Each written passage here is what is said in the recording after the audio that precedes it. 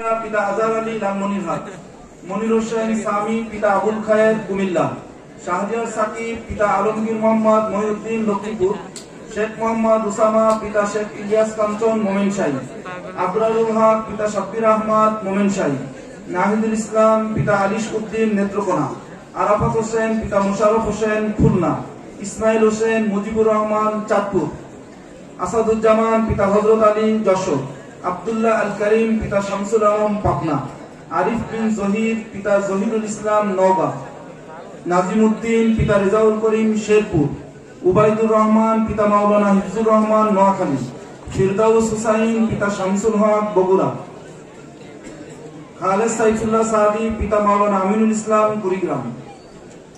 এবছর দাওরা হাদিস তথা মাস্টার্স সমাপনী করছে এবং পাগড়ি সম্মাননা পাগড়ি নিলেন 63 জন।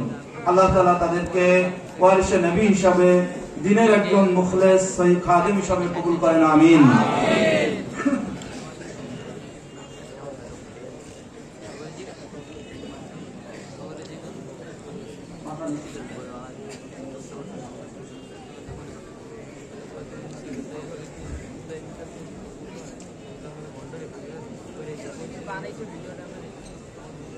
আমরা পাগড়ি গ্রহণকারী উলামায়ে কেরামকে জায়গা করে দেই, তাদের যাওয়ার জন্য সহজ করে দেয়, জায়গা করে দেয়।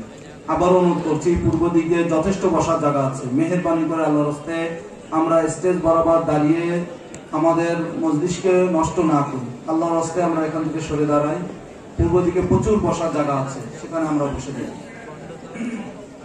এবছর তাখাসসুস ফিল ফিকহি ওয়াল ইফতা তথা ইসলামিক জুরিসপ্রুডেন্স এবং ফতোয়া ইস্যুয়েন্সে যারা স্পেশালাইজেশন করেছেন, ইসলামী আইন ও ফতোয়া গবেষণা বিভাগ থেকে যারা মুফতি হয়েছেন, তাদের নাম ঘোষণা করছি। তারা এখন সম্মাননা পাগড়ি গ্রহণ করবেন।